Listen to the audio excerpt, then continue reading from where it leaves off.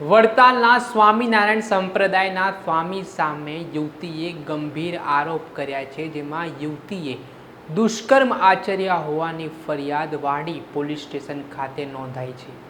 આ 2016ની આસપાસની ઘટના છે ને આ ઘટના બાદ હવે યુવતીએ દુષ્કર્મની ફરિયાદ કરતા ખળબળાહટ મચી ગઈ છે।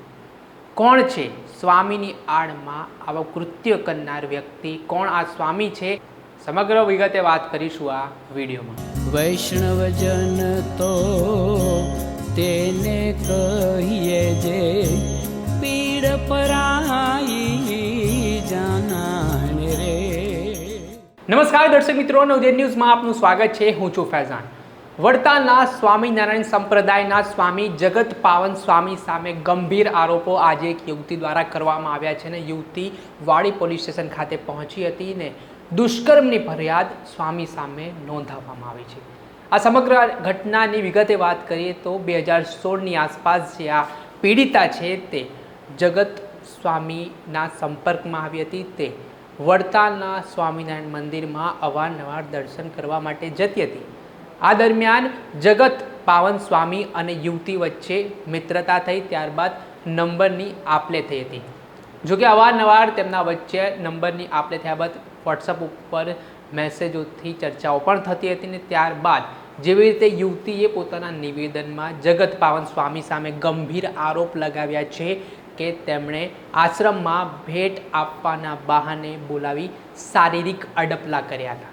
આ ઘટના 2016ની આસપાસની છે, પરંતુ આને લઈને સવાલો હવે એ ઉઠી રહ્યા છે કે 2024ના સમયગાળા દરમિયાન આ યુવતીએ ફરિયાદ કેમ કરી? તો તેની પાછળનું કારણ છે યુવતીને જ્યારે આ સમગ્ર ઘટનાને લઈને આ અહેસાસ થયો ને તેણે કહ્યું કે આવા સ્વામીઓ જે લોકો સાથે જ્ઞાનના નામે, પવિત્રતા નામે છેતરપિંડી કરી રહ્યા છે, લોકો સાથે શારીરિક અડપલા કરી રહ્યા છે, તો તેમની અસલી જગ્યા જેલ છે ને તેમને જેલમાં મોકલવા માટે તે ઉદ્દેશ્ય સાથે યુવતીએ હિંમત કરીને આજે વાડી પોલીસ સ્ટેશન ખાતે જગત પાવન સ્વામી સામે ફરિયાદ આપી। આને લઈને જે પહેલા પીડિતા છે તેમના દ્વારા શું સમગ્ર માહિતી આપવામાં આવી છે તે સાંભળી લો।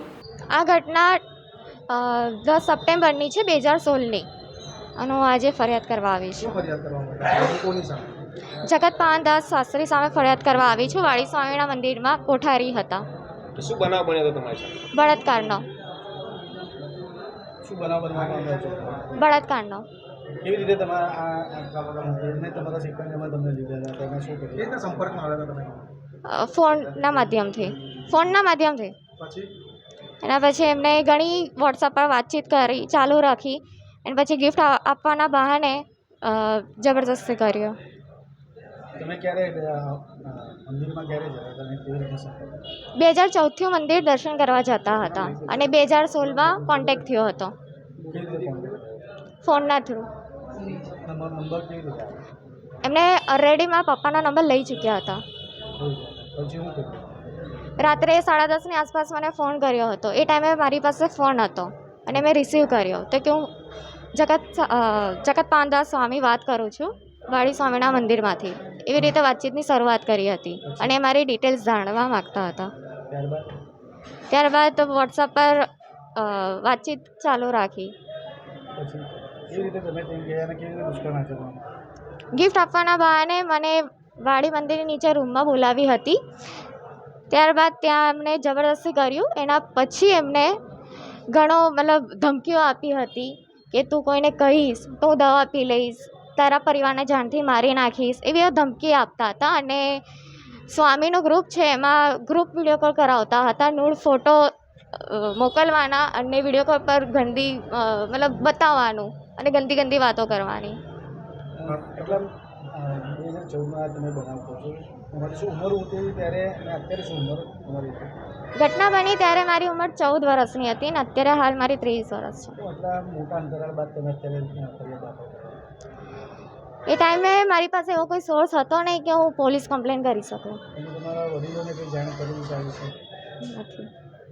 તો શું મુખ્ય હેતુ સાથે આ ફરિયાદ દાખલ કરો? એ જ કે કડકથી કડક સજા થાય અને કોઈ બીજી છોકરી સાથે મારા જેવું થાય ના। કયા સંતો અંદર સામેલ હતા? HP સ્વામી, KP સ્વામી ને JP સ્વામી। કયા કયા? જો કે આ સમગ્ર ઘટનાને લઈને યુવતીએ નિવેદન આપ્યું છે. તેમણે જે આખી સમગ્ર ઘટના બની હતી તે માહિતી આપી છે અને જગત પાવન સ્વામી સાથે જ્યારથી તેઓ સંપર્કમાં હતા તે અંગે પણ અને આ સમગ્ર ઘટનામાં કયા કયા સ્વામીઓની સંડોવણી છે તેને લઈને પણ તેમણે આરોપ લગાવ્યા છે. અને આને લઈને વાડી પોલીસ સ્ટેશન દ્વારા જગત પાવન સ્વામી સામે દુષ્કર્મ સહિત અલગ અલગ કલમો હેઠળ ગુનો નોંધીને કાયદેસરની કાર્યવાહી હાથ ધરી છે. દર્શક મિત્રો, અત્યાર સુધીમાં બસ આટલું. આવા નવા વિષય સાથે ફરી મળીશું. ત્યાં સુધી જોતા રહો નવજીવન ન્યૂઝ. નમસ્કાર. વૈષ્ણવજન તો